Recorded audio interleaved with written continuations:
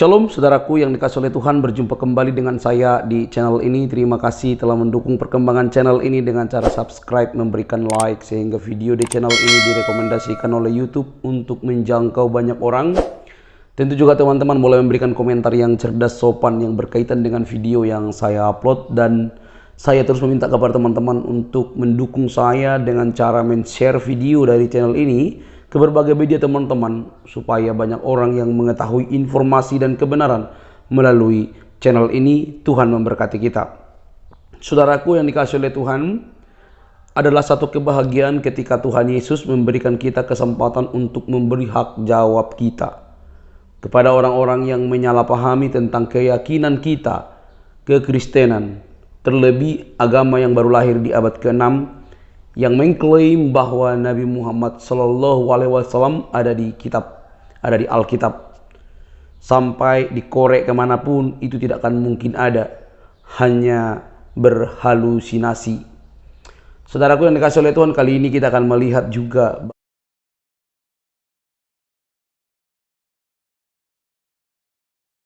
bagaimana perdebatan dan perdiskusian teman-teman ini menjadi bahan penting bagi kita, supaya ketika kamu beragama, kamu mendapatkan pelajaran yang baik, ya. Kalau kamu mendengar tentang Injil dari ustadz, ya keliru. Mungkin mereka tahu sedikit tapi tidak tahu sampai dalamnya gitu. Nah, ini perdebatan penuh data dan fakta. Siapa yang menurut teman-teman yang layak untuk diacungi jempol karena menunjukkan bukti-bukti, mempertahankan argumen dengan dalil yang pasti, atau sekedar klaim dan besar suara. Bagaimana debatnya, bagaimana diskusinya? Ini dia teman-teman. 1 lawan 1. Jangan skip supaya kamu tidak gagal paham. Artinya kamu mengerti. Nah, ini dia teman-teman ya videonya.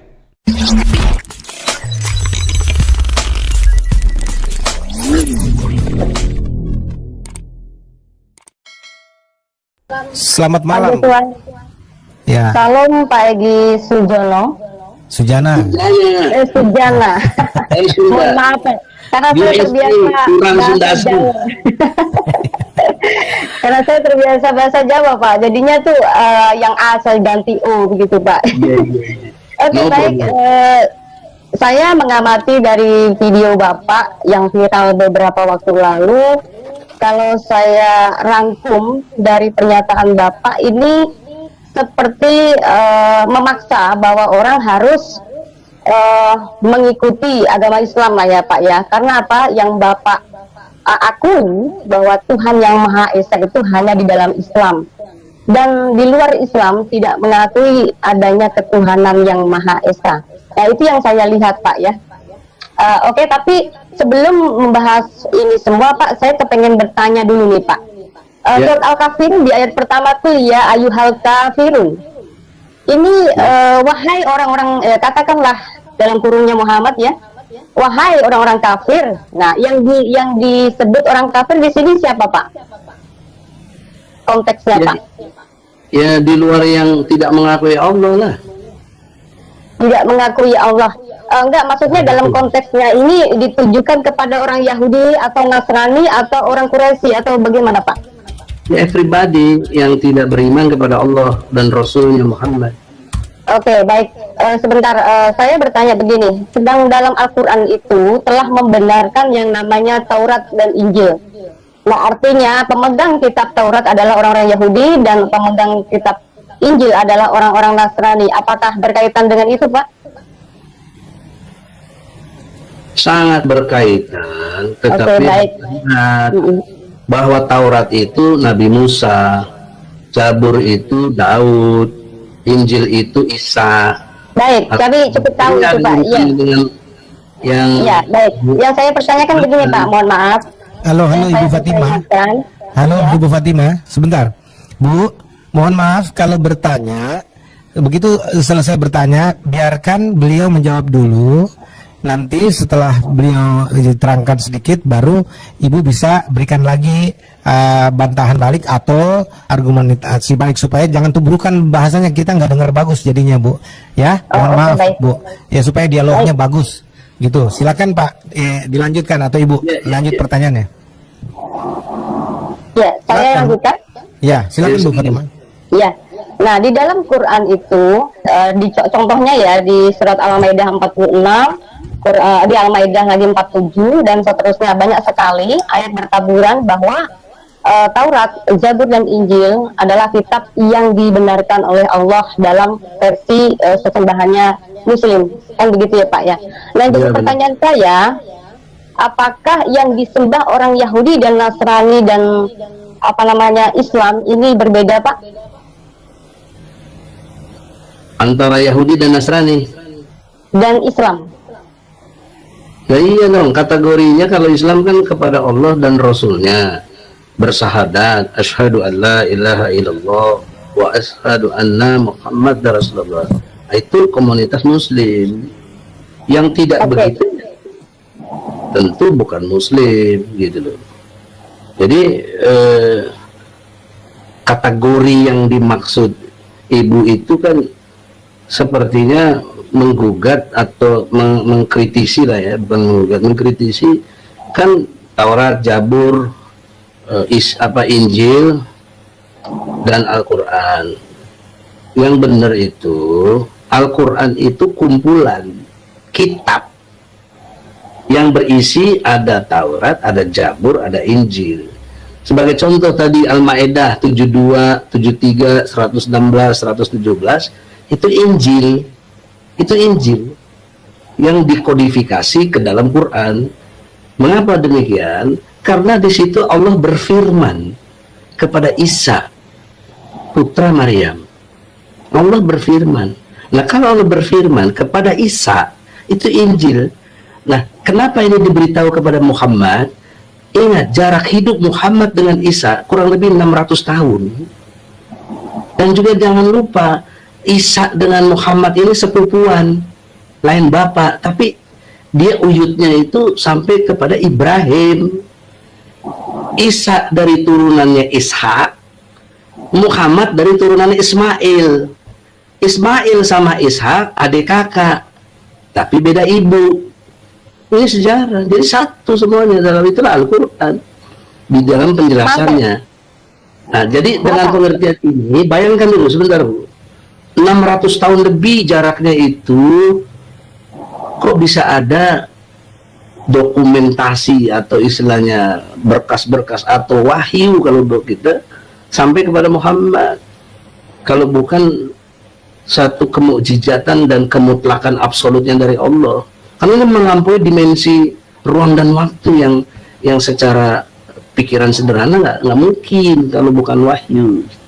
Nah, oleh karena itu jangan Ibu memilah-milah Taurat, Injil, Zabur dan Quran, karena dia menyatu, ada namanya Al-Quran. Nah, Al-Quran itu dari kata furqan, dia pembeda.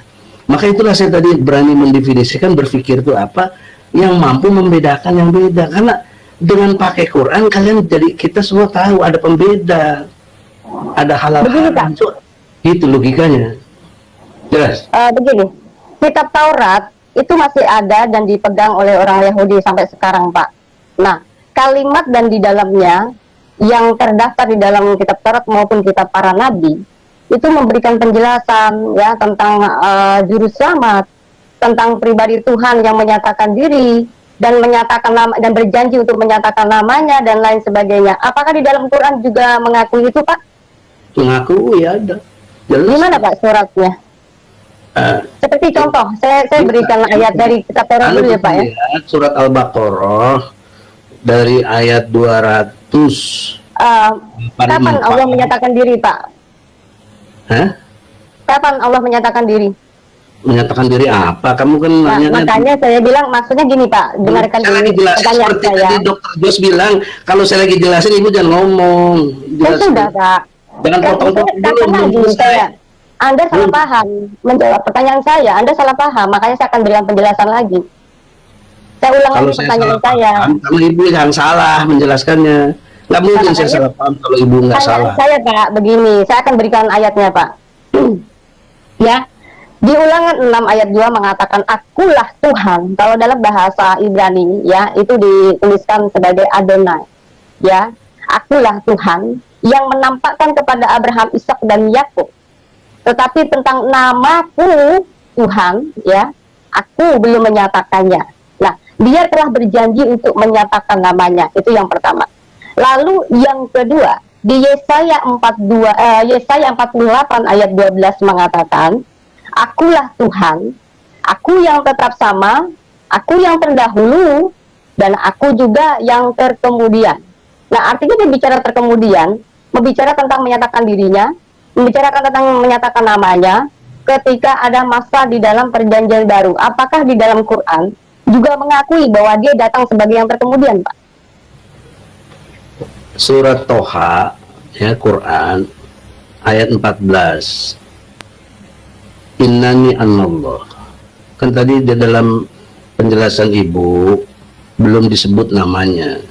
Nah, di Quran ini disebut aku inilah Allah. Jadi nama Allah dari Allah itu sendiri. Sebagaimana janji dia nanti di kemudian. Nah, di kemudian itu yang turun namanya Al-Quran, kumpulan dari semua itu. Itu kan udah amat sangat jelas sistematikanya. Menurut kami tidak jelas, Pak. Ya, jadi dia menyatakan pribadinya, ini bicara pribadinya, Pak. Yang akan menyatakan diri ini pribadinya, gitu loh. Pribadinya yang menyatakan dirinya pribadinya siapa? Pribadi Tuhan. Nah, pribadi Tuhan, apakah dalam Quran juga memahami dan mengimani bahwa Allah telah menyatakan diri kepada manusia? Nah, itu tadi surat Toha ayat 14. Ibu kepada baca juga Quran. Maksudnya gini, Anda bilang tadi kita kan harus jujur. Up to the deal, ya kan? Jadi seharusnya Bapak juga harus memberikan data ketika pernyataan dalam kitab Taurat menyatakan bahwa dia telah menyatakan diri kepada manusia. Dan jadi pertanyaan adalah, apakah di dalam Quran Allah menyatakan diri kepada manusia, Pak? Ada, tadi baru saya sebut surat Toha ayat 14. Itu pernyataan Allah bahwa dialah Tuhan. Allah menyatakan kepada manusia kapan? Itu yang saya pertanyakan, kapan Allah menyatakan diri kepada manusia? Kapan? Kan bicara waktu. Waktu yang dimaksud ketika Allah berfirman kepada Muhammad. Aku ini Allah berfirman langsung kepada Muhammad? Lah iyalah, dalam konteks melalui Jibril. Begitu. Berarti janji di dalam perjanjian lama kitab Taurat itu tidak sesuai dengan konteksnya, Pak. Karena dia berkata telah menyatakan diri. Akulah yang tetap sama, aku yang terdahulu dan aku juga yang terkemudian. Dan keluaran di Ulangan 6 ayat 2 mengatakan dia sudah menampakkan kepada Abraham, Ishak dan Yakub. Sementara Allah Subhanahu wa taala tidak pernah menyatakan diri kepada manusia. Nah, ini berarti yang saya maksud Allahnya yang disembah Musa dan juga Allahnya yang disembah Muhammad adalah beda pribadi, Pak. Nah, ini bagaimana dong? Sementara ada konteks di dalam Alkitab terdaftar dan tertulis secara jelas bahwa Quran telah membenarkan kitab terdahulu. Nah, ini kan bertentangan, Pak. Dan Anda mengatakan tadi bahwa sistematis. Ya, ini bicara tentang objektif. Anda tidak bisa juga semena-mena kami harus mempercayai apa semua isi Quran. Sementara objektifnya, ya, Bapak harus melihat, ya, bahwa sebelum ada kitab Quran itu ada yang namanya Taurat, Zabur, dan Injil. Nah, dalam kitab Taurat, Zabur, dan Injil ini tidak memberi tidak menerangkan bahwa akan ada nabi setelah kedatangan Yesus, dan juga tidak ada lagi kitab setelah Injil. Nah, makanya sebagai orang Kristen saya mempertanyakan kenapa di dalam Quran ini mengkait-kaitkan Taurat dan Injil sebagai kitabnya orang Israel, lalu disimpulkan menjadi kitab Quran yang notabene adalah bertentangan. Contoh ya Pak ya, saya akan berikan bertentangan ya. Tadi contoh seperti Al-Baqarah ayat 102 kalau nggak salah ya. Nah, ini menyatakan bahwa Kristen dan Yahudi itu telah memberikan pengajaran kepada umatnya untuk membenci kepada umat Islam sampai dipaksa harus meyakini Taurat dan Injil. Nah, ini kan nggak sesuai, Pak. Ya, sementara dalam perintahnya Yesus menyatakan di Matius 28 ayat 19 ya, Di situ hanya memberikan tugas, pergilah, jadikanlah semua bangsa muridku, kan gitu ya Pak ya. Nah, dalam konteks Islam adalah berdakwah. Dakwah itu tidak boleh dipaksa, tetapi memberitakan. Nah, berita itu boleh bebas seperti katakan Pak Joshua tadi, boleh diterima dan boleh tidak. Karena Pak, di dalam kekristenan tidak ada ayat yang menyatakan untuk memerangi atau memaksa. Bahkan begini, contoh ya, di dalam di bangsa Indonesia ini yang sudah berbineka tunggal ika yang berdasarkan Pancasila ya, salah satu di butir pertamanya mengatakan kita harus mempercayai Tuhan yang Maha Esa. Itu memang betul ya, tetapi untuk masalah penjelasan di dalam Islam, Tuhan yang Esanya juga berbeda. Nah, disinilah kami umat Kristen selalu selama ini merasa didiskriminasi bahwa umat Islam selalu menganggap kami bertuhankan tiga. Seperti halnya surat yang dinyatakan di Quran surat Al-Baqarah berapa tadi itu mengatakan bahwa kafirlah orang yang bertuhankan tiga. Nah, ternyata ada prasangka-prasangka buruk yang tercatat di dalam Quran. Bagaimana kami bisa meyakini bahwa Quran ini adalah pelengkap atau perangkum atau penyimpul kitab terdahulu, Pak?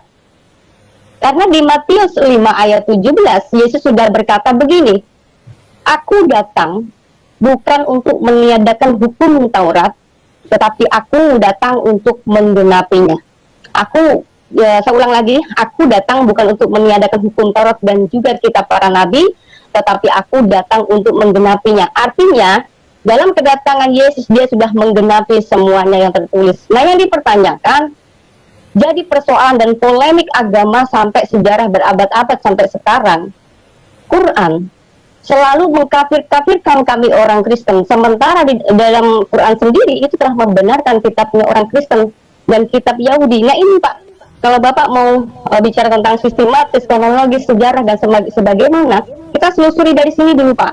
Apa benar ajaran di dalam Quran itu sinkron dengan ajaran yang kitab terdahulu begitu Pak? Silahkan. Barangkali Ibu Fatimah maksudkan begini Pak, yang bagian akhir beliau sampaikan itu bahwa katanya kan Al-Quran ini sebagai kitab pelengkap dan penyempurna kitab-kitab terdahulu, tapi kok kenyataannya bukan pelengkap tapi justru pengurang. Banyak hal yang dikurangi dari Alkitab dan Taurat juga misalkan, karena Alkitab itu merupakan kelengkapan dari Perjanjian Lama, Taurat dan Injil jadi satu.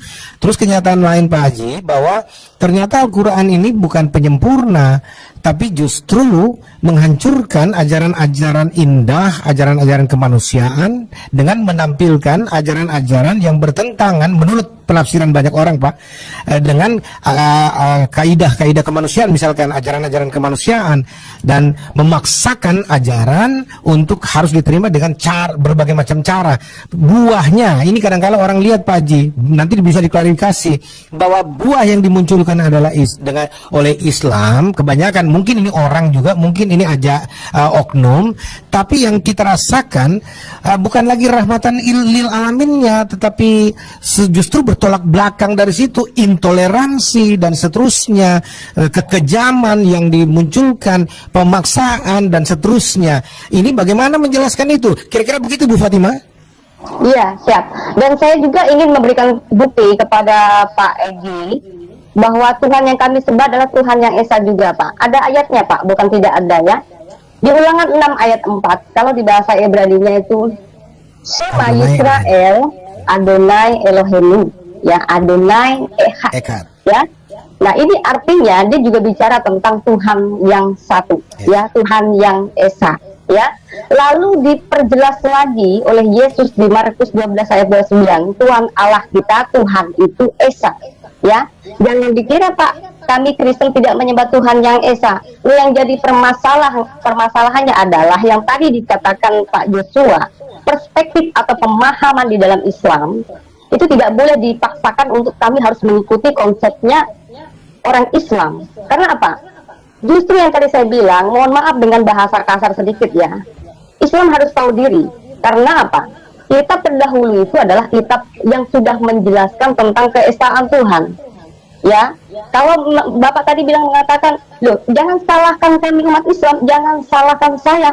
Kenapa ada Tritunggal dan lain sebagainya? Mohon maaf Pak, saya beritahu kepada Bapak ya. Tritunggal tidak pernah tertulis di dalam Alkitab.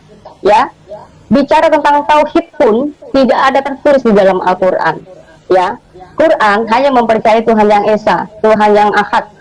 Ya kan? Nah, tetapi di sini Pak, saya akan memberikan penjelasan kepada Bapak ya mengenai tentang konsep Tuhan yang Esa. Kalau Yesus berkata di Matius 28 ayat 19 mengatakan, pergilah jadikanlah semua bangsa muridku dan baptislah mereka dalam nama Bapa, Putra dan Roh Kudus. Ini tidak bicara ketiga pribadian, ini tidak bicara tentang ketiga oknuman Pak. Ya, ini bicara tentang karyanya, semua orang harus mempercayai. Bapa itu adalah bicara tentang otoritasnya yang tertinggi. Ya, dan sementara putra atau anak, ya ini bicara Tuhan yang merendahkan diri. Ayatnya di mana? Ada ayatnya Pak. Ya, di Yohanes 1 ayat 14 sudah memberikan penjelasannya bahwa Firman itu telah menjadi manusia. Nah, Firman inilah yang disalahpahami juga oleh Muslim bahwa Firman adalah ciptaan. Padahal di dalam Quran sendiri Firman bukanlah ciptaan. Ya, di Yohanes 1 ayat 1 memberikan Firman itu siapa? Firman itu adalah Allah itu sendiri. Lalu firman yang kedua, ya di ayat yang keduanya mengatakan, dan yang ketiganya mengatakan, segala sesuatu justru diciptakan dari firman itu sendiri. Ya, bisa disimpulkan dari ayat ke-14-nya bahwa firman itu menjadi manusia. Artinya, firman atau kitab itu, Injil itu bernuzul, ya, bernuzul sebagai manusia, Yesus, lalu menyampaikan perkataannya dari surga kepada para muridnya sebagai saksi mata. Ya, ada pernyataan fakta bahwa Yesus disalib. Tiba-tiba di dalam Quran ada penyangkalan yang luar biasa bahwa Isa katanya tidak disalib, tetapi diserupakan. Tetapi yang nggak ada informasi yang jelas siapa yang menyerupakan di situ. Nah, ini kan artinya yang tadi seperti Pak Joshua Tewu mengatakan, kalau kita penyempurna, datanya harus bisa lebih jelas dan lebih lengkap Pak, bukan justru amburadul dan membingungkan. Ya, fakta sejarah dulu sudah menyatakan itu disaksikan oleh ribuan manusia ketika fakta Yesus itu disalib. Lalu di dalam Quran tiba-tiba ada informasi yang menyatakan, oh bukan Yesus, tapi orang yang diserupakan. Hanya begitu kok, Phil. Ya, nah ini artinya data penyempurnanya salah. Belum lagi Pak, kalau bicara tentang 10 hukum Tuhan, ya, hukum Taurat atau perintah Tuhan, ya, itu saya punya data semua ke-10 firman ini bisa dikatakan semuanya dilanggar oleh Muhammad. Nah, di sini saya pertanyaan Pak, pertanyaan terakhir.